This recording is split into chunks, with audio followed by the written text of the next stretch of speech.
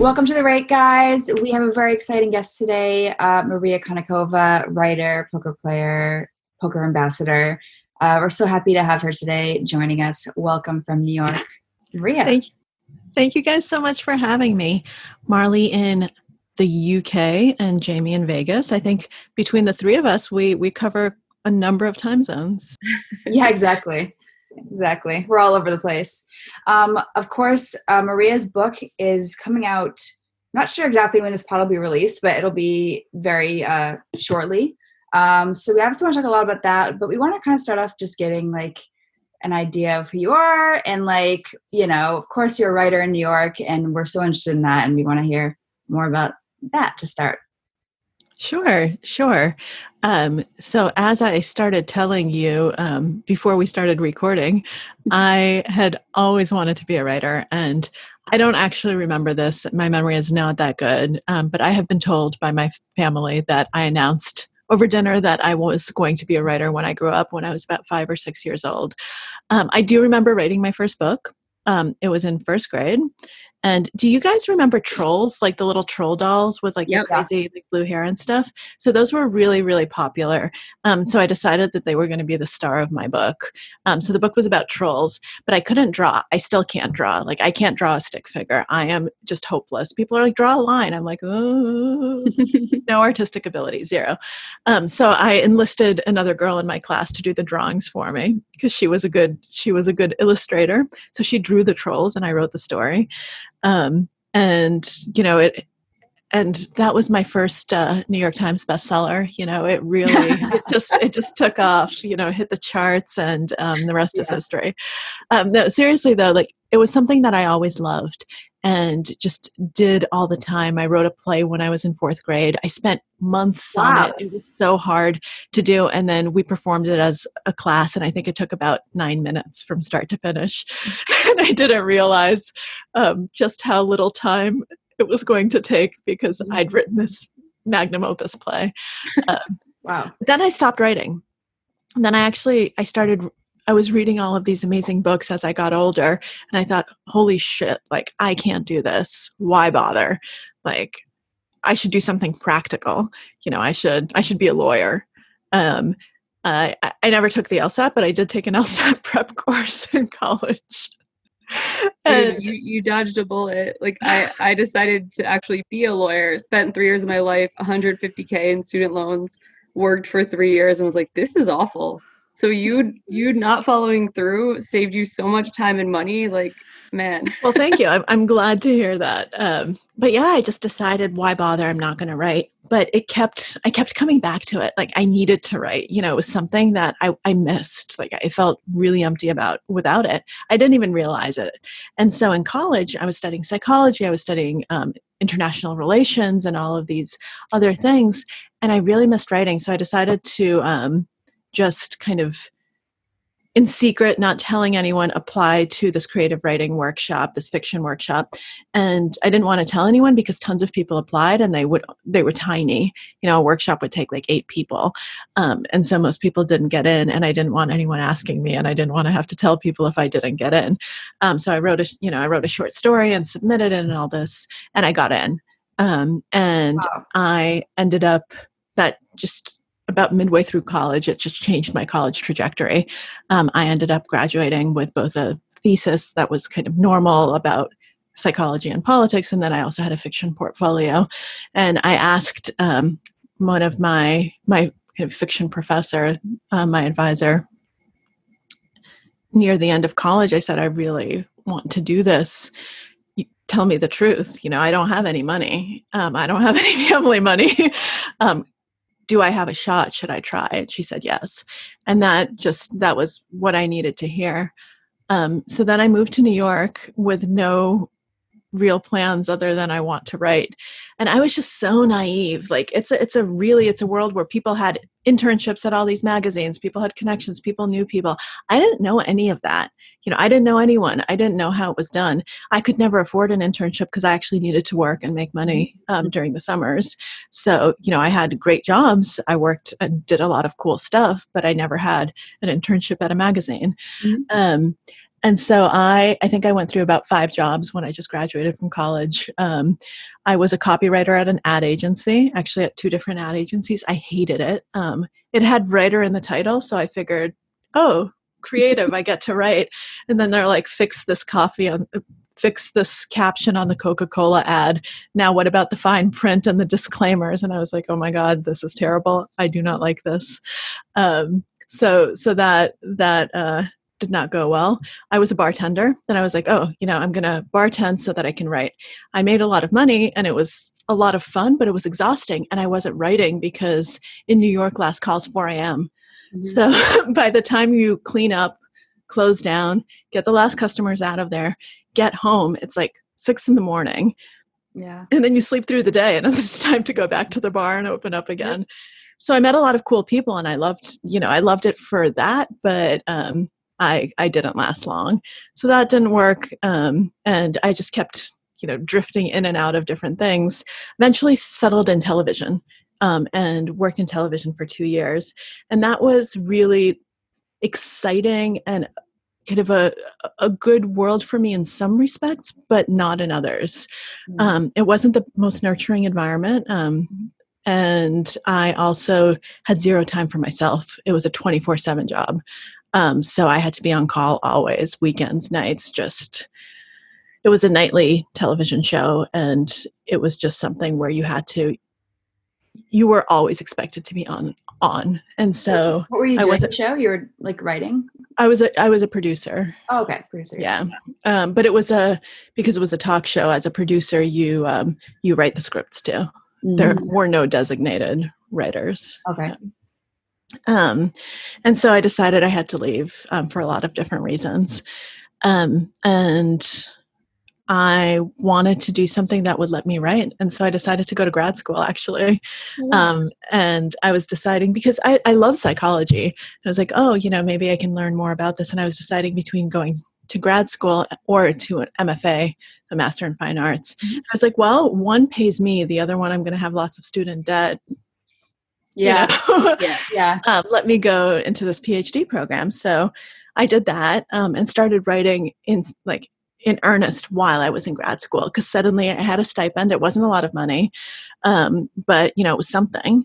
Mm-hmm. And I had health insurance, and I was able to, and I knew I didn't want to go into academia, so I didn't care about publications. Mm-hmm. I could just put that aside. And instead I started actually freelancing and doing kind of my first magazine pieces, my first, newspaper pieces, and got very, very lucky. That one piece that I wrote about Sherlock Holmes ended up striking some sort of chord, and people really liked it, and it got a lot of viewership and a lot of readers. And I started rereading the Sherlock Holmes stories and was like, oh my God, this is a book. This is amazing. There's so much psychology here. Mm-hmm. So I went on a leave of absence while I was in grad school to write my first book, Mastermind.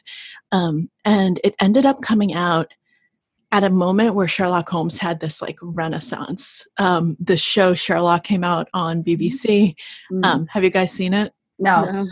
I think I've heard really good. It's really good. You should watch it. It's with Benedict Cumberbatch. Oh, yeah. Okay. And that was coming out. Then Elementary came out.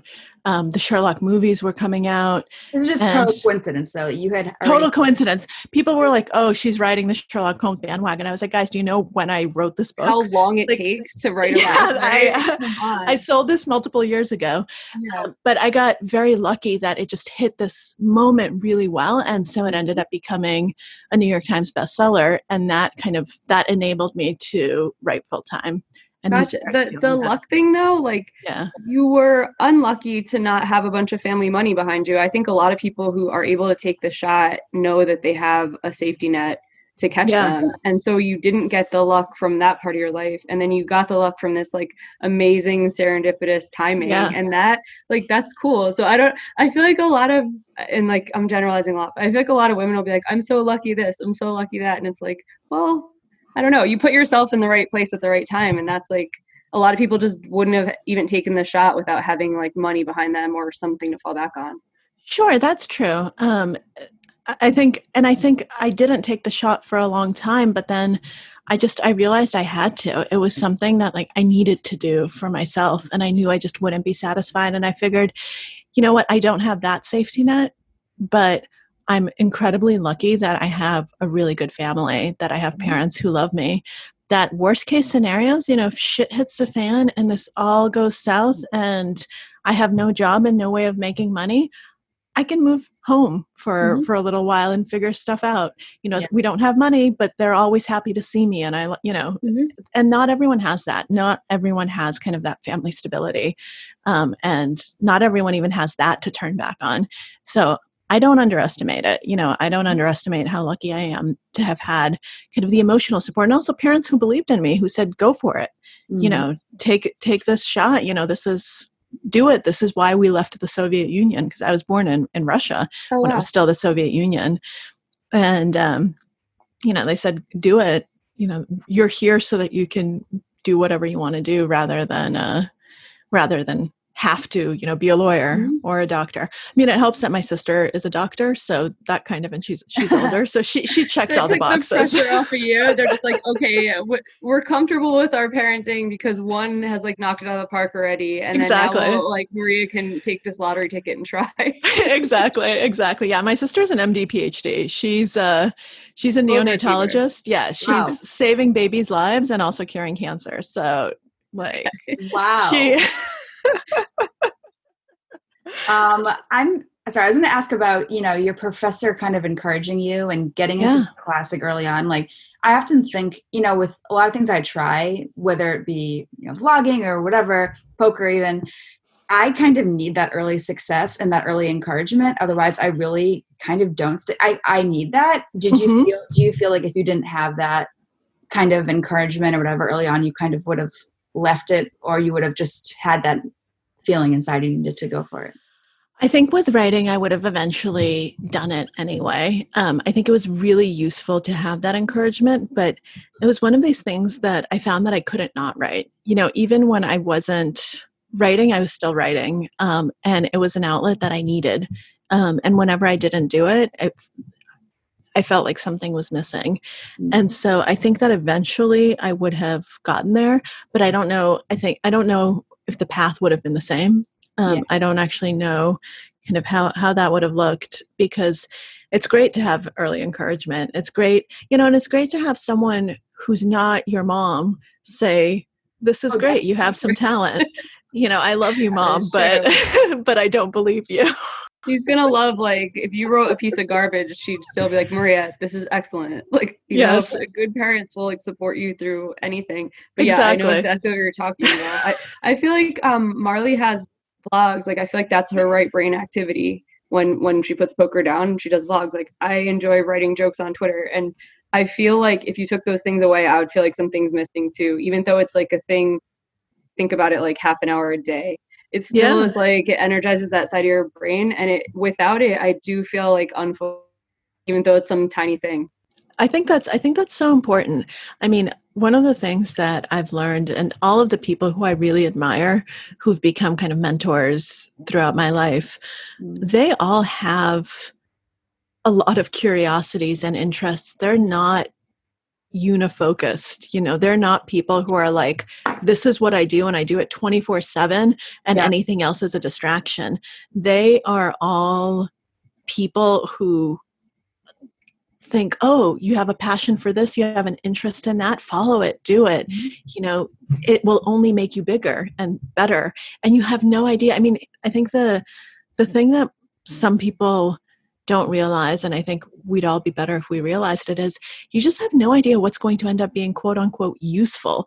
I mean, I hate that idea. I hate what's happening to school curriculums where they're like, oh, we're not going to be teaching fiction anymore because fiction isn't useful. We're only going to teach nonfiction. I'm like, what are you doing?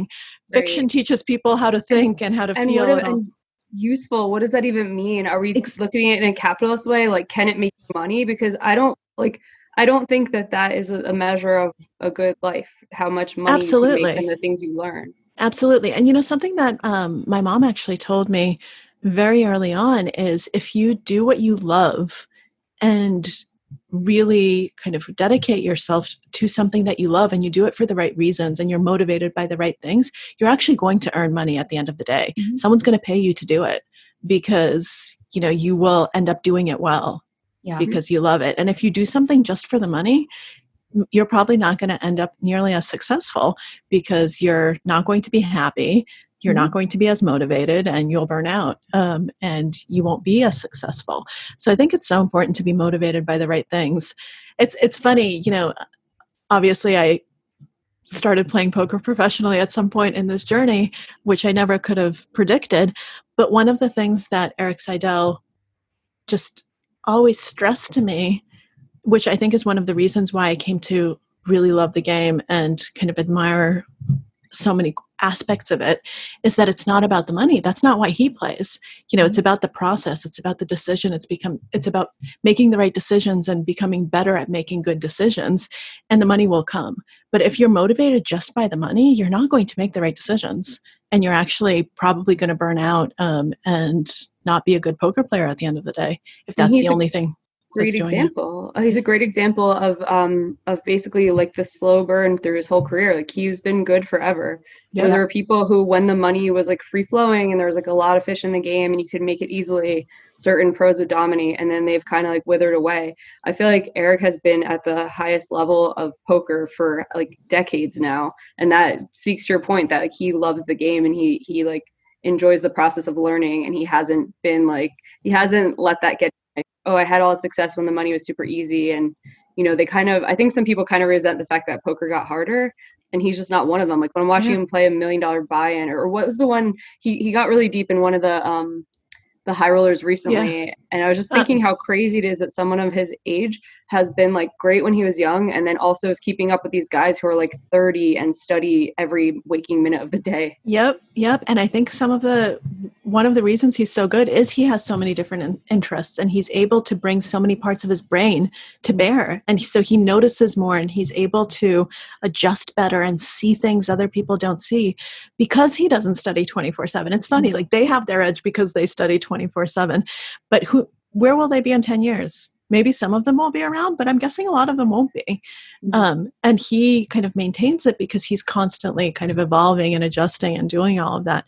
Absolutely. I think how did you guys get that mentor-mentee relationship? I feel like he's not super outgoing. Like his Twitter is really funny, and like he's good hilarious. Interview, but he's not the person that would like seek out something like that. How did that come about? Well, I'm a journalist, so I'm very, very used to tracking down sources and cold calling them and convincing them to speak to me even when they want nothing to do with me. Nice. My last book was about con artists, so I had a lot of practice tracking down people who didn't want to be found, and also getting people who didn't want to talk because I needed them for the book. Now, Erik actually was much easier because Erik's on Twitter, and I reached out to him on Twitter. I did not know him. I didn't know anyone in poker. Like, I came to this cold, and I had decided that he was going to be the person who was going to coach me. Nice. That's like some serious manifesting your destiny there, because you picked a guy who's like the quietest dude too, and it somehow worked out. It's awesome. Right. And I had like, I talk about luck, you know, we've talked about it a few times now, but I got so lucky. I had no idea what an awesome person he was. Like I didn't know any of this about him. All I knew was, I just looked at kind of the Hendon Mob and lifetime earnings, and I saw, this name keeps popping up. This guy has been around for how many years? Since the 80s? Holy shit, no one. And then I tried to look, is there anyone else like that? The answer was no. Mm-hmm. And I was like, and he's the visor guy from Rounders, of course. This is one spot where I say you got so lucky, because if you look through other old school pros, like say that you didn't do a good enough job in your research of like who you wanted to hit up. Yeah.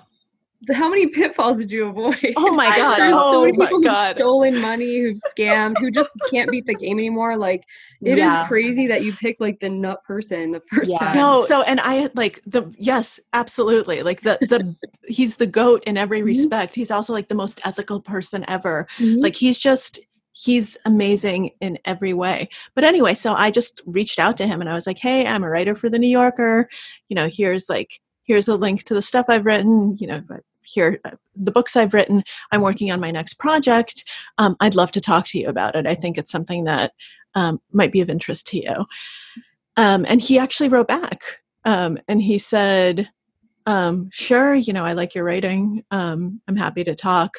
And he happened to be in New York at the time. I didn't realize that he spent any time in New York. I thought he just lived in Vegas. In my mind, all poker players live in Vegas. I mean, that was kind of never leave. Yeah, exactly. Like, don't you live in the casino? Like little cubbies with actually, I think some people would, if they could set up a tent with a sleeping bag, they probably would. Yeah, for sure. But anyway, so we ended up meeting for breakfast in New York, and I told him what I wanted to do. I told him my background. I was like, I'm a writer. I have a PhD in psychology. I actually studied decision making. I studied, risky decision making. This is why I became interested in poker. I really want to learn about, the limits of chance and control. I want to learn the difference between what I can control and what I can't. I want to learn to make better decisions. And I think he was really intrigued by the premise because he doesn't take students, but it wasn't like I was a poker player being like, can you coach me? I was like, I don't know anything about poker. And I actually committed a major faux pas right away. I was like, well, I know that there are 54 cards in a deck, but that's about it. And you should just see his face. Like he will. That's great. People think that I made it up, and I'm like, no. And he's like, no, she didn't make it up. And it was one of these, he's like, so 52, but, and it was just one of these moments where I wanted to crawl under the table. I was like, oh my God, he's never going to want to. But he still jokes about it. He still says, one day the deck will have the jokers and I'm just going to become champion of the world. Maybe you're just ahead of your time, I'm just ahead of my time. Yeah. The next iteration of the game is going to have the jokers in the deck. Just wait and see. So I actually, I was a blank slate. And I was a blank slate with a psychology background. And I think that was really interesting to him because it was one of these things where it was almost like a test of philosophy. Like, can the psychological approach still win? Like, can you actually get good if you just think well and if you know people and if you actually kind of approach it from those angles? Because, I told him, and I was very honest. I was like, look, I took my last math class in high school. Like I haven't used math ever. Like, I don't know. And he said, that's fine.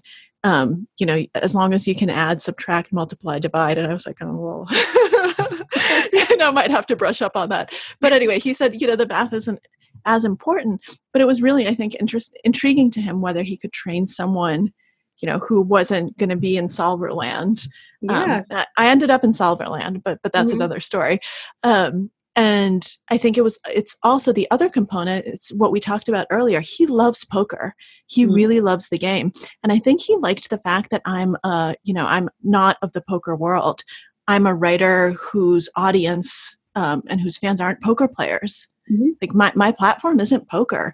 It's New Yorker readers. It's psychology. Yeah. It's like, it's a totally different world. People love poker, and then can you spread that to people who maybe didn't have interest for? Yeah, exactly. And I think that he was intrigued at that possibility. And even then, he didn't necessarily say, yes, follow me around for the next year. Let's do this. It's going to be fun.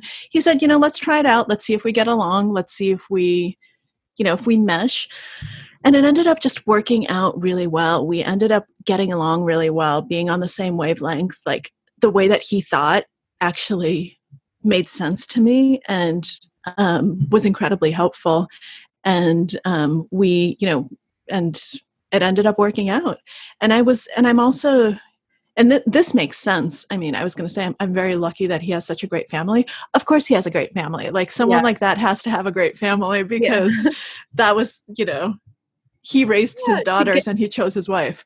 Yeah, and to get through the poker world unscathed, to still be a good person after decades, like, because poker was poker was the Wild West 30 years ago. So for him to get through that and still be a good person and have his ethics and morals and everything, like, he definitely, he had a good support system. Absolutely. I think he and Rua is his wife. I think they've been married I don't want to lie, but I think it's something like 36 years. Like Wow. it's over 30 years for sure. Somewhere between 32 and 36. Sorry, I don't remember, guys. I apologize for not fact checking. I don't remember. But yeah, it was really nice that they were all so open, because otherwise I don't think it would have worked, because I basically just inserted myself into their life for a long time. Well, you've had this kind of like 0 to 60 literally transformation, or, trajectory in poker. I don't think anybody's had the path you've had, where you've just gone from literally nothing to, crushing. And hey, I knew how many cards were in a deck. Come on, Marley. yeah, that's true. You didn't go to nothing. I knew there were 54 cards. 54 cards. Yeah. I mean, obviously you got lucky. You were lucky to have met him. You were lucky to get sponsorship. You were lucky all these things. But there's so much out there. There's so much training material. There's so many people. How possible do you think it is for somebody to get good fast and like become an elite player fast these days? I mean, I think it's possible if you have a few things. I mean, first of all, like, let's not understate the fact that my hand analysis conversations are with Erik Seidel. That when I needed like a more mathy stuff, he sent me to Phil Galfond. When I was going to ask you about that. Yeah. When I needed to figure out how to use solvers eventually, Jason Koon set up PO Solver for me. This is not a bad cast of characters you have. And told me exactly which bet sizings to use and which inputs to use, and like taught me to do it correctly so that it would help me rather than hurt me, Yeah, of course. Who, like, when I, I'm not quite sure what I did with this hand, can text Isaac Haxton and be like, hey, will you talk to me? And I can be like, yeah, sure. So the fact that Erik was actually the one who introduced me to that world made everyone incredibly helpful, right? Because everyone loves Erik. And these are good guys. Like, everyone I've just named are also people who love poker and who want to spread it. And they really wanted to help. They were excited. They wanted to make me good. And so I had this like all-star team, rooting for me. And at the beginning, the first poker books I ever read were Harrington on Hold'em. And then Dan Harrington and I had a lesson one-on-one where we went through Harrington on Hold'em. Like that, let's not underestimate that. You're making me want to pretend I'm writing a book so I can like hit these guys up and be like, hey, listen. And I'll just like run a bunch of hands by them. They're like, what's your book about? I'll tell you later. It's a huge secret. I've surprisingly found that, like, maybe not to that level, but like, I feel like most people in poker really want to help, especially like, there's some people out there looking to stake people, looking to coach people, and they're just looking for students who want to learn. Yeah. There's really a lack of people in poker, I feel, like amateurs who really are just like humbling themselves. Like, it's like you really kind of, you played it by his rules. He told you, basically he wouldn't even tell you if you played a hand good or bad in the beginning. And like, this is true. Surrender to yourself. Yeah. And I can think that like, that's so kind of rare. And I think there's so many teachers, we just had Jesse Sylvia on, who's obviously great. And he's, a coach and a staker. And like, I just have heard so much from these people, like they're looking for students like you. And like, I just kind of think that maybe, I don't know, people could learn a lot from like your approach to it in the beginning. I just think, I think that that's really important. To be willing to learn and to want to learn. And so I think having the motivation actually is incredibly important. So to go back to your original question, do I think that someone can do it even without Erik Seidel and all these people? I think yes, if you're motivated and if you're willing to work your ass off. Like for the beginning, when I was starting out and for like the first year, I was just living and breathing poker. Yes, I have a lot of interests. Yes, I do a lot of things. I went on leave from the New Yorker. I actually stopped, like I left this magazine to study and play poker all the time because I knew that if I wanted to get good, that's what it would take. And so it was 7 days a week. And it was, 8, 9, 10 hours a day, sometimes longer, of studying, of reviewing, of playing. But when I wasn't playing, actually just actively working, I would watch a run it once video, and one of those videos that was like an hour long would take me 3 hours to watch, because I would stop, I would take notes, I would, write down questions, I would go back to make sure I was really understanding everything. It was a lot of really active learning. And I think that if you're willing to do that, I think you can get good, but I think a lot of people aren't willing to do that. They think that there are shortcuts. And I found that with everything, there aren't. With writing, there aren't shortcuts. You have no idea how many people will like email me and be like, hey, can you give me your editor's name at the New Yorker?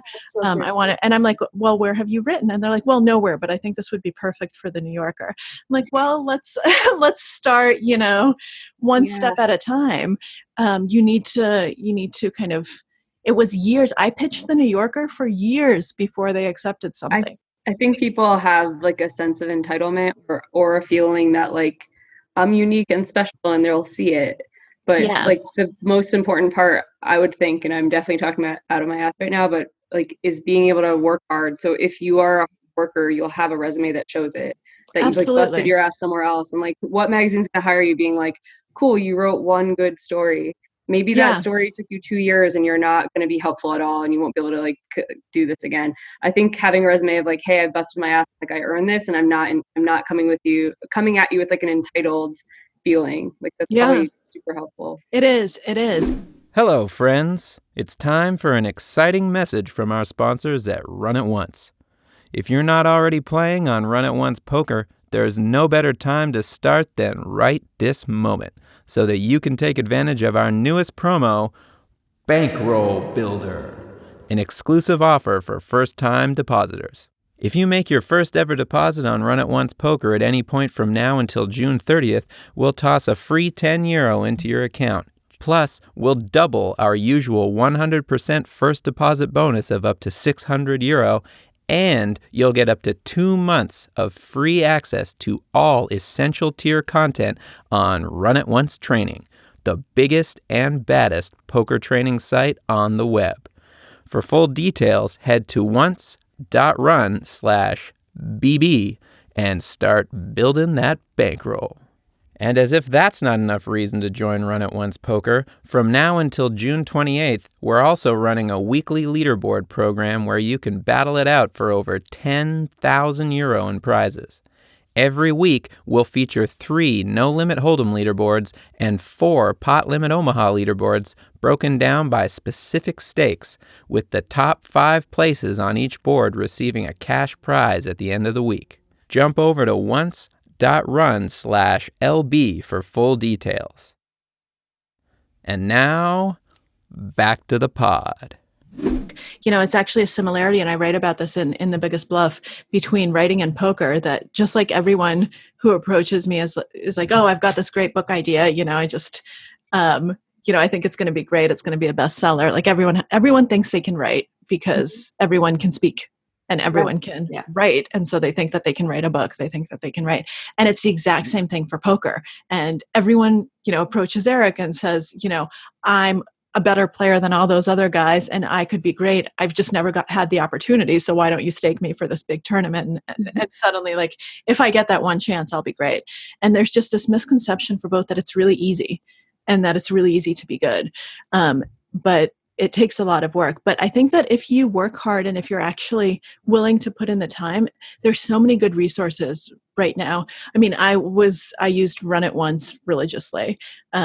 And yeah, I know that the Rake is a Run It Once podcast, but Phil has his own chapter in my book.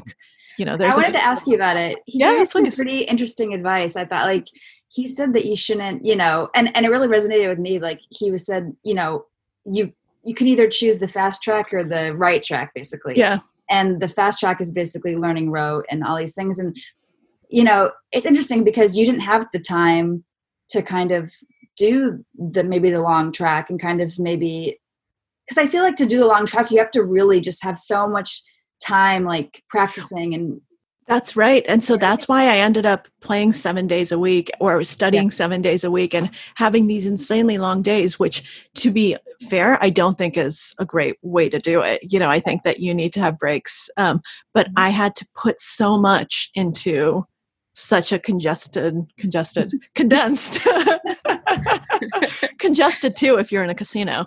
But Yeah. it's such a condensed period of time that's why I was doing, I was basically trying to make it count and trying to get in years in months. Yeah. And so, yeah, he did, I think it was a wake up call though, when he told me that, because I met him pretty early in my poker journey, and, he learned that I wanted to play the main event, and he was like, hold up a second, I think that he's like, I think you have some work to do. He's like, sure, I can teach you like which cards to play. You can memorize these range charts. I can like tell you what to do. And then you're not really going to get into too much trouble. But he's like, but you're not going to be a good player. You're not going to be able to think for yourself. You're not going to like the game. Like, it's not actually going to make you into someone who can really succeed. It's like, we can probably get you to cash in the main event. Probably, if things go well, at least you won't punt your chips off. I did anyway, but that's another story. But yeah, it was kind of a wake up call when he said that he wants me, that he thinks that I have the right mind for the game, but only if I choose to learn it the right way. And it was very nicely framed. Like, Phil is not someone who's ever mean to anyone, but it was one of these things where like there was a little bite to it, like, do this well, do this right. This is he's not ready to like crush your dreams, but he's ready to like give you a heavy dose of reality that like, exactly, hey, you're not gonna be casually writing magazine articles and watching videos half-assed and get good at this. Like, he gave you the real truth. Exactly. He did. And so did Erik, actually. One of the things that Erik, I think, that I also got very lucky with him is I remember my first trip to Vegas. He was playing in the high rollers at the Aria, like the 25Ks and the 50Ks. And there's the Aria dailies, and I was like, oh, $120. I'll jump into that. And he was like, are you fucking kidding me? No. He didn't actually say, are you fucking kidding me? That's something that I say. That's not something that Erik says. Yeah. So I just put those words in his mouth. He just actually said no. Like, just no. And I was like, why? He's like, it's way too expensive for you. Like, I want you crushing $30 tournaments before you. He's like, $120 is a lot. And those players are good. Like, so he wouldn't let me play. And I got really mad at him.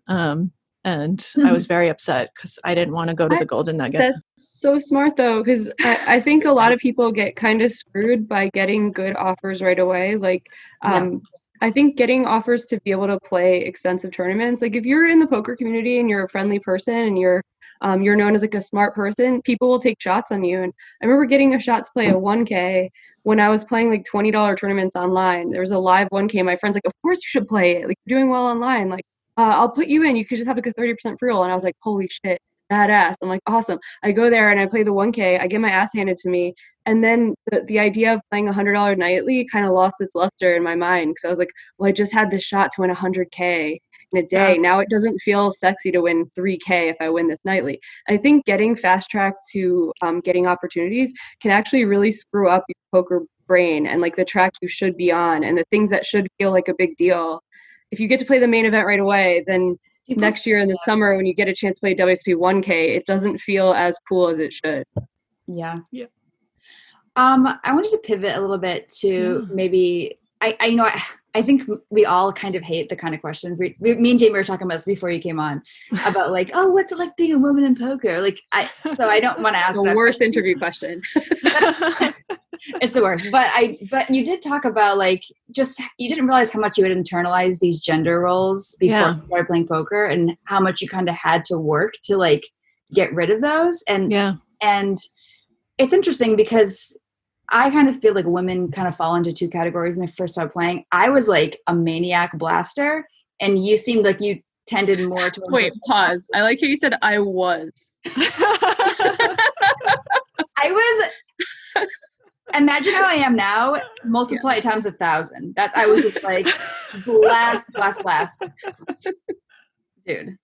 I commentated your cash games. You can't hide from me. That's true. I was guys, worried. do you want me to walk out of the room for a little bit? You guys can. I'll just go ahead and mute myself. Pretend I'm not here. So yeah.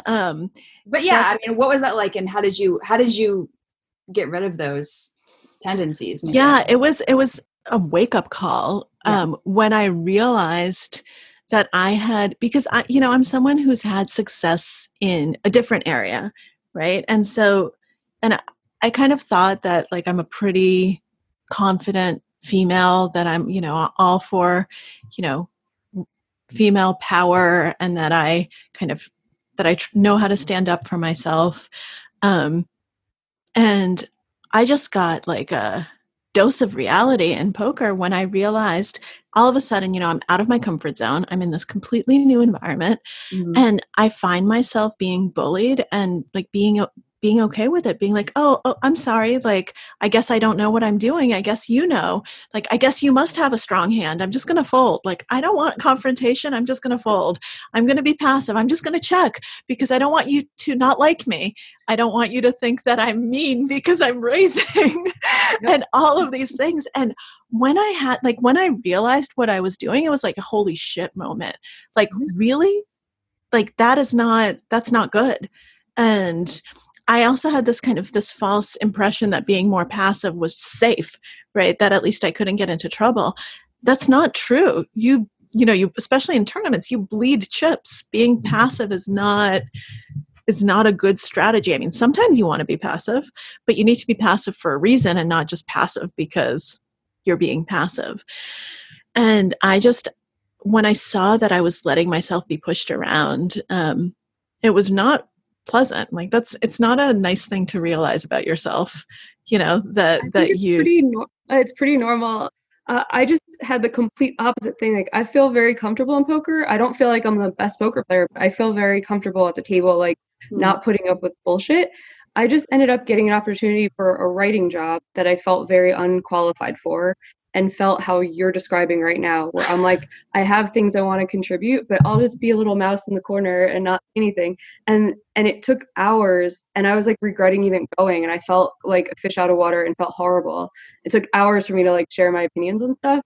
And I don't know, is that a female trait, do you think, that we just I think feel so, yes. like we have the imposter syndrome, we shouldn't be here, we don't deserve this, and then it takes like a lot to get over. I felt like you did though. I'm like, oh, I'm super confident in this one very male dominated area, and you can't touch me anymore. Like, I'm okay with this, and so I'll be okay with any other part of life. And I'm like, I reverted right back to feeling scared as fuck. Yeah, I think it is a female thing. Sorry, Marley, what were you going to say? I was saying I agree with Jamie in the fact that just because you master it, I feel like I had the same thing as like, oh, I master it in one area, so that means like in all areas of my life now it's just like ta-da, I'm doing it now. But like, I'm that way with like business too. Like, my dad's always telling me like, you need to ask for more money. Like, you need to do this. Like, you need to fucking do this. And he's always pushing me to ask for more, ask for more, ask for more.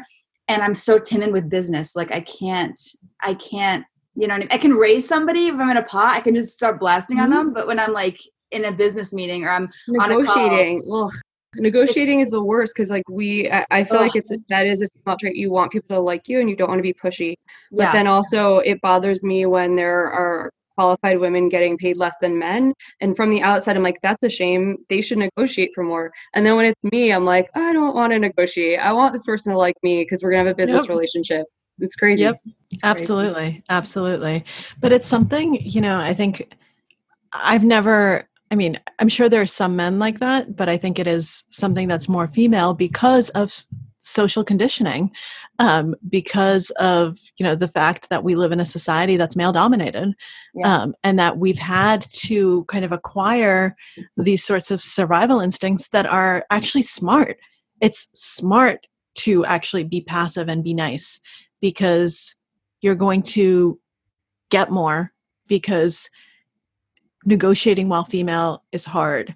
And I remember I wrote this piece for the New Yorker a number of years ago, and in it I followed this woman who was offered a tenure track job in a philosophy department at a liberal arts college, and she had written to ask about certain parts of the offer. And it wasn't like, give me more money. It was, I was wondering more about like your personal leave policy and like blah, blah, blah, all these things. And they rescinded the offer. They just took it away. They said, we no longer think you're a good fit. And What? can you imagine that happening to a guy? Like, I'm sorry. I And realize I can't imagine that exact scenario. That's like one where you think that they would be like, they'd be woke about it, right? no, and Like a they liberal were, arts college. Like, that's so sad. and they weren't, and she lost the offer. And, you know, my piece was about kind of the pitfalls of negotiating while female. Like, on the one hand, you want to be strong. On the other hand, people don't like it, and people perceive it negatively, and you're not even going to get the job. And it's really, really difficult. So I think we've internalized a lot of these lessons because we've had to. It's not that women are inherently more passive or inherently this or inherently that. No, it's that society has actually taught us a lot of these things. But I also think that society has taught us some stuff that's really, really useful in negotiation and in poker. So we're used to listening and to picking up on very subtle social cues because we have to. Like, that's a survival mode, right? You have to be more in tune. You have to know what's going on, whereas men can be clueless and loud and still get their way. If women are clueless, it's not going to be good. Yeah. And so in poker, that can actually be incredibly helpful because I think we pick up on stuff. We don't have as much ego in the game a lot of the time, and we can kind of see things that other people will miss because we're used to it, because we're used to picking up on those social cues. And I think that once you realize that, so I ended up over time kind of overcoming a lot of my once you understand what's happening, I think that's the first step towards overcoming it. And so I was able to do that, and then to capitalize on some of the things that I think made me better. To realize, okay, you know, and I also had to realize that certain things just don't fit with my personality. Like, even after, you know, I started doing well in poker, even after, like, you know, I started winning things and making money and like realized and feeling much more comfortable, I still like, I also understood that certain playing styles just didn't mesh with me. Like, I can use PO Solver and understand why you're supposed to bluff with this frequency here.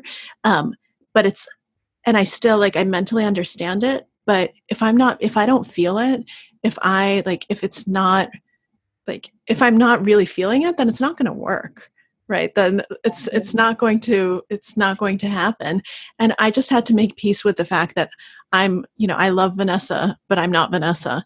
Like, I can't play like Vanessa. Vanessa is fucking fearless. Like, I can't do that. And I think she's a brilliant tournament player. She was until she retired from poker.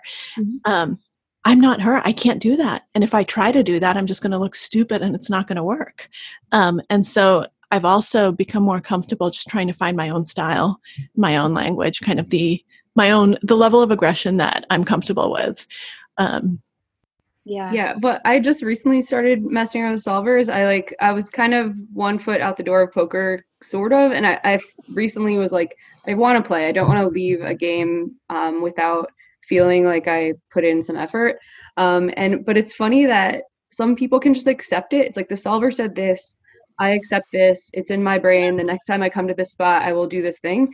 Yeah. I find myself like grouping the hands and the flops and being like, why does it bet this and it doesn't bet this? Why does it choose a larger sizing for this and not for that? And I feel like I can't store the information until there's like a reason behind it that makes sense to me. And I feel like this is a huge stumbling block though for me, where I can't just be like, solver says it, do it. Like, I have to generalize it and like have it like be all connected. I can't have like little islands of information stored. It's kind of but I think that's wonderful. Go ahead, I think that's good. That's kind of like, I think what Phil was saying was like, you can learn solvers by rote too. I think like a lot of people look at solvers and they try to memorize. There's so much shit that I think you can get caught and bogged down with solvers. And I think that's how I interpreted Phil's advice too, is like, what's the takeaway? Because in game, like, I'm never going to remember what my bluff combos are in the spot ever. Like, or at the frequencies, or I'm not going to know how much, I'm never going to remember that. So, but like, what can I remember? And like, I was just starting yesterday, and like, me and Rake were looking at the solve, and I was like, okay, the big takeaway here is when you have a spade, like, continue, or when you have a spade, raise, and you don't call. And the reason is this, because you have more playability. And so like, just having that one takeaway, now I can take that, and that's something I can apply to many, like, you know what I mean? So I just kind of think learning how to think. And Jamie, I think like, you're right. Like, I don't think even the right way to go about it. Because sometimes like solvers do wonky things where they'll just like I always need to know why. Like that's where my brain is like broken. And sometimes is like the solver's just ridiculous in that spot. Like it picks one hand and does some wild shit with it, and I'm always like, instead of taking the most general point, which I should be like inputting into my brain, I like need to know. I'm like, it leads ace 9-9. What the fuck? And like, I'm like, why is this? And I'll spend like 20 minutes thinking about why it leads this one board at some incredibly low frequency, instead of looking at the ones where it's like 90% of the time it's checking. In your head, just remember it checks here. And like, you're not gonna have ace 9-9 in this spot ever. Just like stop worrying about it. I feel like it's like a perfectionist thing, and it's like, it is making it very hard for me to learn quickly because I need to like master one stupid spot that's like never going to come up. I don't know. I have to just get over it. No, I actually think that your approach, I think Marle, you were totally right that this is what Phil was trying to tell me. I think your approach is the right one, because a lot of times people go wrong with solvers because they don't try to figure out why certain things are happening, and instead they just memorize. And so they can't generalize it. They don't understand, why this particular thing happens. Like sometimes you spend days on a hand on one solver output because there's just so much going on there, and you have to really figure it out. And then it helps you generalize it to other situations. You can be like, oh, this helps me think about how to choose bluffs in these types of spots. It's so interesting that this is, and it also helps you spot like, oh, I fucked up. My solver inputs must be wrong if the solver is telling me to do this. And sometimes that's the answer, right? Like sometimes you just actually messed up your solve. And if you just do what the solver says, you're never going to see, I always, it's that common saying, garbage in, garbage out, right? If you put garbage in, your solver's completely useless. And so many people don't know how to use it correctly. So I think your approach is the right one. That's actually, I won't do something unless I understand. And I think it's because of Erik, and it's because of Phil, and it's because they made sure that what Phil told me, kind of, I think one of the most important lessons that he taught me over the years is always ask why. That's your most important question, both about you and about other players. Why? Why are you doing this? Why are they doing it? And the answer isn't because they're stupid or because, I don't know, they're a bad player, they're just blasting off. That's not a reason. Like they have a reason for what they're doing, right? They're not just going crazy. Even if that reason is a very stupid one, like I think I can get you off the hand. That's still a reason, right? Or I think you're going to fold, or, I just want to win this pot. If you can answer that, those are all reasons. If you can figure out that this is a guy who just blasts off because he wants to win the pot, well, all of a sudden you're calling down really light, right? Because you understand that if that's their motivation, then they're capable of anything. So always ask why is something that I really took away. And I think it applies to solvers too. A solver is not human, but sometimes feels like an asshole. Yeah, I kind of wanted to let you go in a minute here, but I just wanted to ask you, of course, like you said, your whole motivation for making the book was to get some better control or idea of what you can control and what you can't in real life. Do you want to just talk about the big motivation behind the book and the big kind of life application to the poker learnings? Yeah. So the original reason I even wanted to write this book was because just a lot of bad things happened in my life at the same time. I had like a really bad health scare where I had this weird autoimmune disease. No one knew what was going on, but I just became allergic to everything. Like I couldn't go outside because my entire body would just break out in hives. Oh my God. I just reacted to everything. It was awful. And I was on these just like horse doses of steroids. So I was just falling asleep all the time. It was not pretty. And I was going to all these doctors and no one knew what was going on. Around the same time as this was happening, my grandmother died. And she'd been perfectly healthy. She just slipped in the night and hit her head. Oh, no. So it was just like this. Sorry. Thank you. It was a number of years ago, but it was still shocking. Like we didn't get a chance to say goodbye. She lived by herself. Like she was perfectly, like, she was making bread the day before she died. Like there was still, she was definitely, it was one of these things where like it was just a freak accident, right? Had she not like put her foot wrong, like alive. My mom lost her job. My husband lost his job. So like all of these things happening. And it just made me realize, like, wow, you can work really, really hard. And then there are just these things that you have no control over. Like, you know, we take so much for granted on a day-to-day basis. And then just like that, it's not there. And you don't even know what happened, and there was nothing you could do about it. Like the health thing, I was like, well, I do yoga every day, I meditate, I eat healthy, I eat all my own food, like I cook all the time, all of these things, how is this happening? I do everything I can, but it doesn't matter. Like, you can still get some weird shit happening to your body. It's not like it's a guarantee that if you take good care of your body, you're not going to get sick, right? You minimize your chances. This prepared you so hard for MTTs. It's crazy. All that stuff is so much worse, right? Than just being like, I was cruising, I had a massive stack, and then I got aces to kings, and he hit a king. You're just like, whatever. Like, I've experienced this 100,000 in real life. Yeah. Well, that's so that was my motivation for the book, because I wanted to kind of explore that and explore the role that chance plays, and to become comfortable with this kind of X factor in our lives. And poker is such a good tool for that, because poker, it's such a clean environment, right? Real life is so noisy. There's so much going on that it's really hard to figure which variables am I really in control over. Why did this happen? It's so easy to blame something else if something bad happens, and to not learn the lesson, so to speak, because the feedback is messy. Poker is a game. Like, poker is much more simplified. There are only so many. Sorry, your dog keeps walking back and forth. It's so cute. He usually tries to be on the podcast. Like, when me and Marley do it in person, he sits in the middle of us and falls asleep 100% of the time. As soon as I say we're going to go do the podcast, he's like, okay. So I think he's probably missing. Very cute. Crouton, right? Yeah. Okay, good. Whew, I got the name right. So that makes me hungry. Anyway. So in poker, because it's simplified, it's a great model, and it's a great way to learn, because you know exactly what you're controlling and what you're not controlling, right? You're not controlling the next card off the deck. You don't know what the run out's going to be unless you've marked the deck and you're cheating. You don't know what the cards are. So we're going to put that aside. Add 2 cards. Maybe right. you're adding a couple cards. And there's 54 and only you know it. Exactly. So let's assume a clean game. Then it's very clear that you don't control that.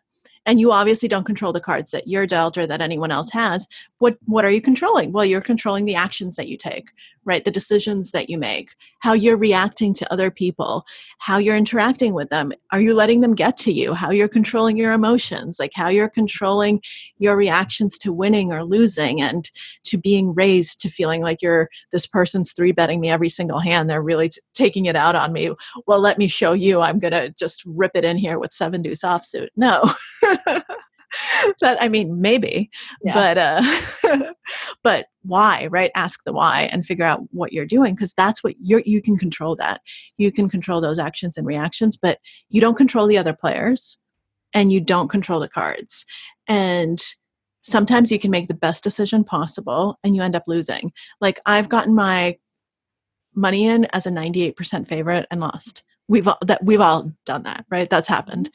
As a 99% favorite, yes, that perfect run out comes where you flopped the nut full house, and then it comes runner royal flush, and you're like, my ace is full, just got got cracked. What were the chances? Not high, but that happens, but you'd still get your money in every single time, right? Like that, you'd still make the same decision over and over and over, because usually you're going to win. And even if you're going to win 75% of the time, you still make that decision over and over and over. And 25% is a lot. It's a hell of a lot, right? Even 10% is a lot. And sometimes 10% can feel like 100%. So sometimes you feel like the world's against you, but you have to just learn to focus on the things that are within your control, and to not expend brain power or emotional energy on those other things. Like, Erik taught me early on, one of the only times that he even got close to yelling at me was when I tried to tell him a bad beat story. And he just said, you are not allowed to tell me a bad beat ever. I don't want to hear it. Unless you have a question about how you played the hand, I don't want to know about it. That's all I want to know. And it's so powerful. It's so effective because if you don't dwell on it, then it also doesn't poison you. Right. He had this wonderful sentence. He said that, telling someone a bad beat story is like putting your trash on their lawn. And I think that's a good way of looking at it. Yeah. And it's just a good way to stop focusing on what you were saying is the stuff you can't control. It's also incredibly boring. Like I'm in chat groups where we'll like shame people if they send a bad beat story, because it's like they're assuming that this doesn't happen to other people, that this isn't like an inherent part of the game. And it is a boring thing to talk about. You could have taught me something, told a joke, sent a dog picture. There's a million things you could do besides telling people that you were unlucky that day. That would be infinitely more interesting. Yeah. Can I tell you guys about the time my aces got cracked to just finish off the podcast? I think it's a great story, and it's never happened to anyone. Yeah. This has been super interesting. I feel like this pod could be like 3 hours because you're a great storyteller even when you're not writing. You're just Well, thank you. I appreciate that. You guys are wonderful. You ladies are wonderful. I'm so glad that we had a chance to do this. Mm-hmm. Yeah, and tell people about your book. Let's plug the book. Coming out. I think this will come out right when your book is coming out. So The Biggest Bluff. Some awesome advanced quotes that I was very happy with. Beautiful book. I just got it today. So I'm very, very happy Amazing. to have it. And it's out June 23rd. And I hope you guys will like it.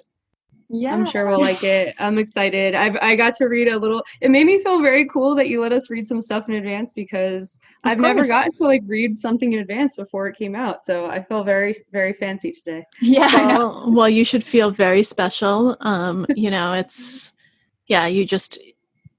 I hope you feel blessed. Thanks. And cool. I look forward to hanging out with you one day in person when we're allowed to see humans. Oh my God, one day, right? Yeah. Back in the real world. Mm-hmm. Thanks again for coming on. Of course. Thank you both so much. All right. Take care. Bye.